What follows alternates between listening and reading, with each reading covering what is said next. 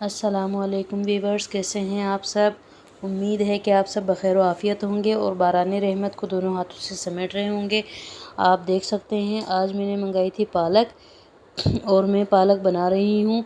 और पालक को साफ़ करना भी एक फ़न है। इसमें बाकायदा जो है चेक करना पड़ता है कि कोई पत्ता ख़राब तो नहीं है, पीला तो नहीं है, गला हुआ तो नहीं है। ये मेरे मोहल्ले के बच्चे हैं, मेरे घर पे आ जाते हैं, इनका दिल मेरे घर पे ही लगता है। मेरे बच्चियों के खिलौने रखे हुए हैं, वो तो थोड़ी बड़ी हो गई, वो नहीं खेलती, लेकिन ये बच्चे आते हैं, एंजॉय करते हैं और चले जाते हैं। मुझे ख़ुद भी अच्छा लगता है। यहाँ पर मेरी पालक हो गई है साफ़। ये एक्स्ट्रा ख़राब पत्ते थे जिन्हें मैं फेंक रही हूँ, क्योंकि ये मुझे जो है यूज़ के काबिल नहीं लगे, क्योंकि कुछ पीले हैं, इनमें कुछ कीड़ों के खाए हुए हैं और कुछ येलो हैं।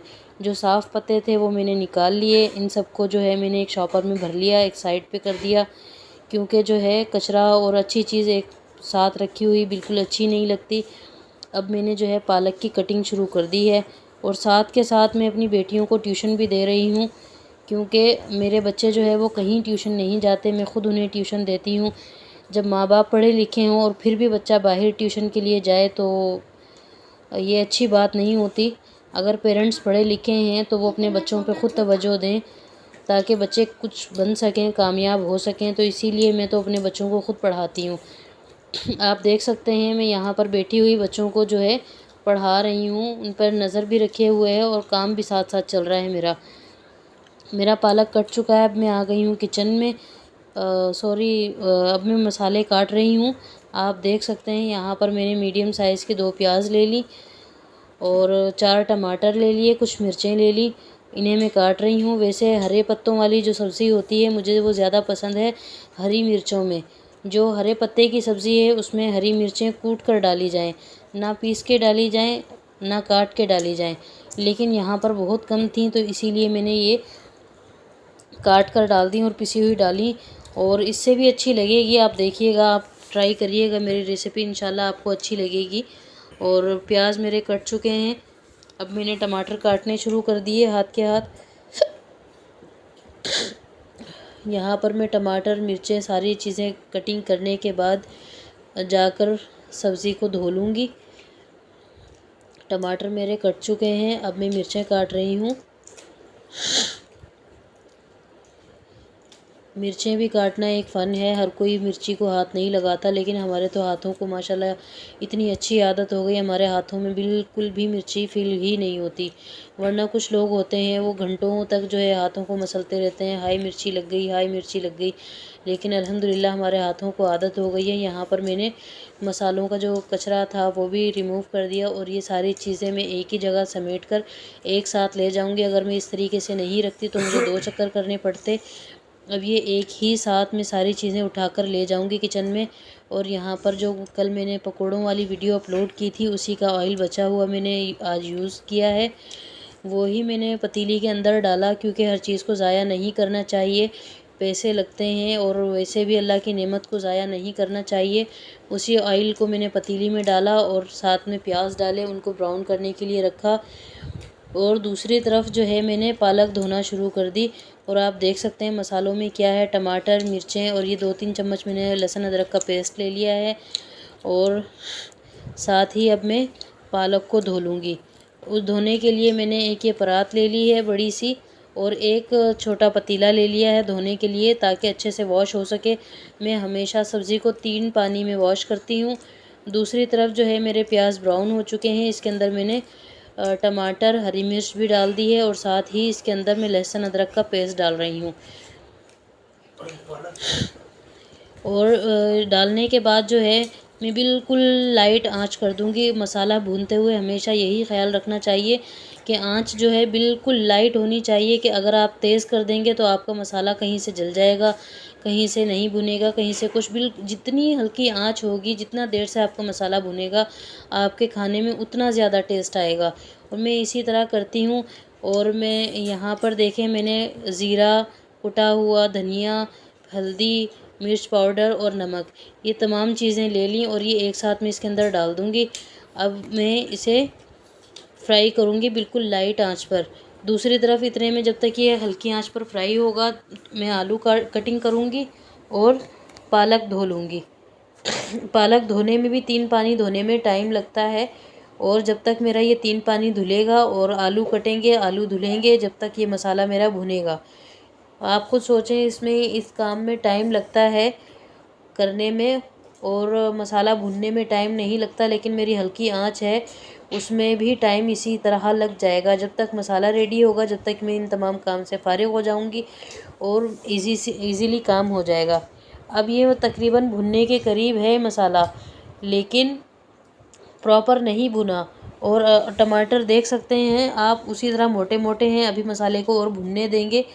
और आलू मेरे कट चुके हैं और देखें मसाला भुन गया, नीचे भी लगना शुरू हो गया, लेकिन मोटे मोटे पीसेस पड़े हुए हैं जो बहुत अजीब लग रहे हैं। आपको तो पता नहीं कैसे लग रहे होंगे, मुझे बहुत अजीब लग रहे हैं। तो यहाँ मैं मैशर की मदद से उन्हें मैश कर लूँगी। और मैश करने के बाद क्या होता है, वो अच्छी तरह से घुल जाते हैं, मिल जाते हैं, आपस में यकजान हो जाते हैं, जो खाने में बहुत टेस्ट देते हैं, बहुत मज़ा आता है। मसाला मेरा भुन चुका है और देखें मेरे आलू भी कट चुके हैं। अब मैं इसके अंदर डाल दूंगी सब्ज़ी। और गाइस, आप बताइए आप क्या कर रहे हैं, आपको मेरे खाने कैसे लगते हैं। और देखें कितना अच्छा सा भुन गया है। अब मैं, क्योंकि एक हाथ से काम कर रही हूँ और एक हाथ से मैंने मोबाइल पकड़ा हुआ है, तो एक हाथ से काम करना थोड़ा मुश्किल होता है, लेकिन करना भी है। तो इसमें करने में कोई मुझे शर्म महसूस नहीं होती। अब देखें मैं मिक्स कर रही हूँ इसे। एक हाथ से मिक्स करना बहुत मुश्किल होता है, दोनों हाथों से मिक्स करो तो आसानी होती है। और साथ ही साथ मैंने हस्बैंड को जो है रिफ़्रेशमेंट दी, उसमें चाय और निम्को मैंने दी है। निम्को रखी हुई थी, उन्होंने मुझे चाय के लिए कहा, क्योंकि अक्सर जो है शाम में हमारे रिफ़्रेशमेंट में चाय के साथ कुछ ना कुछ होता है। तो आज कुछ नहीं था, ये ईद की थोड़ी सी रखी हुई थी, तो मैंने सोचा यही यूज़ की जाए। चाय सबको देने के बाद जो एक्स्ट्रा बर्तन थे हाथ के हाथ मैंने वो भी धो लिए, आटा गूंद लिया। फिर मैंने दूसरे चूल्हे पर सालन को शिफ्ट किया और तवा रख दिया, पेड़े बना लिए। अब आप देख सकते हैं पालक ने जो है कितना ज़्यादा अपना पानी खुद से छोड़ दिया है।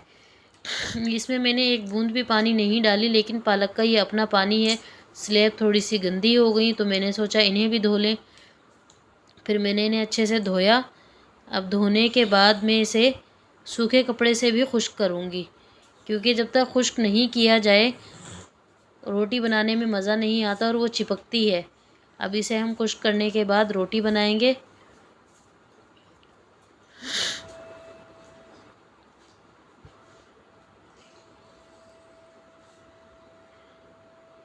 आप देख सकते हैं यहाँ पर मेरी रोटियाँ भी बनना शुरू हो गई हैं।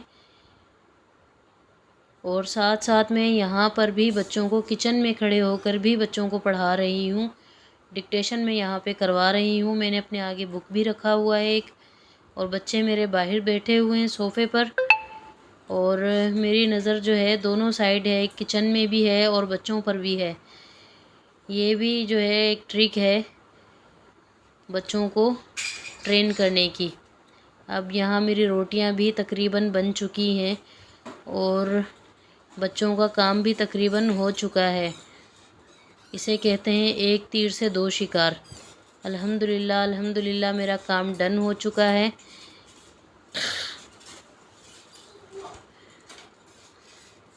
तो गाइज़, ये था मेरा आज का व्लॉग। देखते रहिए SRA news and cooking channel. दुआओं में याद रखिए, हंसते रहिए, मुस्कुराते रहिए और सीखते रहिए मुख्तलिफ़ किस्म की रेसिपीज़। मेरा यहाँ पे खाना हो गया है रेडी, लेकिन इसमें मुझे थोड़ा पानी फ़ील हो रहा था। वैसे तो नहीं है, लेकिन थोड़ा फ़ील हो रहा है। खाना तकरीबन रेडी है, इसलिए थोड़ा मैंने चूल्हा खोला हुआ है, इसे बंद करने वाली हूँ। अल्लाह हाफिज़।